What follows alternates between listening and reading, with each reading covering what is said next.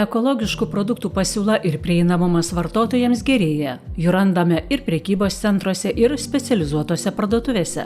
O štai pasimėgauti ekologišką kavą, desertais ar užkąsti šalkus sudėtingiau. Ekologišką maistą siūlančių viešojo maitinimo vietų sunkiau rasti. Viena iš 10 turinčių ekologiško maisto sertifikatą yra Kauno senamiestyje įsikūrusi kavinė 2 medu. Jos idėja kilo ekologiškai ūkininkaujančiam Vytautui Račickui, dabar ne tik auginančiam ekologišką produkciją, bet savo kavinėje siūlančiam paragauti iš jos paruoštų desertų. Eko kavinė turbūt tas paskutinis jau mūsų kelionės taškas, o pradžia visa ekologija tai yra sudėtinga ir prasideda nuo mūsų ūkio, kur auginame daržovės, javus ir uogas. Turėti ekologinę kavinę taip, iš tikrųjų yra sudėtinga ir ekologija yra pati sudėtingas daiktas, nors atrodo, kad prieš 50 metų mes neturėjom chemijos ir visi buvome ekologai ir taip sveikai maitiname. Taip, kaip pasakyti, industrinė ta visuomenė pasikreipė tuo kryptim, chemijos kryptim ir pradėjo gaminti daug neekologiškų dalykų. Tai ekologija pasidarė sudėtingiau negu chemizuoti produktai.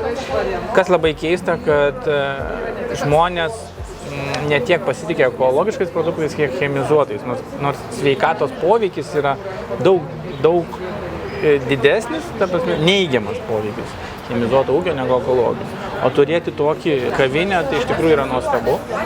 Man asmeniškai, kur aš galiu pats ateiti, pailsėti ir būti užtikrintas dėl maisto kokybės, dėl aukščiausios maisto kokybės ir desertų ir kitų produktų. 2 medu kavinėje yra ir kitose ekologiniuose ūkiuose užaugintos produkcijos. Pagrindinė šios įstaigos yra tikslas vaišinti žmonės, desertai, susikurti jiems šventę, kad jie ateitų į ekologiją, ateitų į ekologinę šventę, kad jie galėtų atšvęsti šventę, nekenkdami savo sveikatai, sveikais produktais. Tai toks tikslas. Bet pristatom ir savo gaminamą produkciją ir kitų ūkininkų pagamintą produktą. Įveikiam ir per asociaciją, kur susirenka daugiau tų ekologininkų, prašom, kad tiektų produkciją, mes ją perdirbam ir džiuginti žmonės, miestiečius.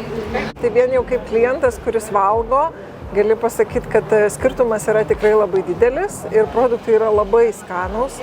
Tai mes jau kurį laiką juos užsisakome, elektroniniai parduotuviai, gaunam į namus skirtingų rūšių duoną. Mūsų šeima 5 asmenų, tai kiekvienas asmuo turi skirtingas preferencijas, vieniems patinka vienokia duona, labiau kitiems kiti, bet tikrai randam, ką ten išsirinkti, užsisakyti. Ir smagu man pačiai kaip mamai, smagu, kad šeima valgo sveikiau.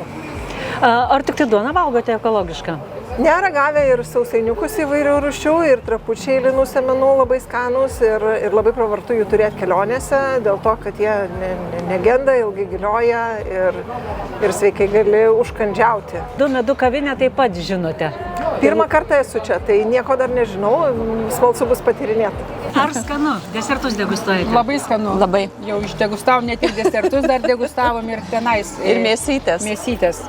Ar dažnai susidurite su ekologija, su ekologišku maistu, ar vartojate? Taip, žinoma, kad vartojame, stengiamės vartoti. Pavyksta rasti nusipirkti to, ko norite ekologiško? Tai žinoma, bet patys ir išsiauginama, ne Giedrė, tu augini ir aš auginu. Taip, jo. Stengiamės patys susiauginti. Turite savo daržuose. O jeigu, pavyzdžiui, ko neturite savo, mėsa, kiaušiniai, galbūt dar kažkas?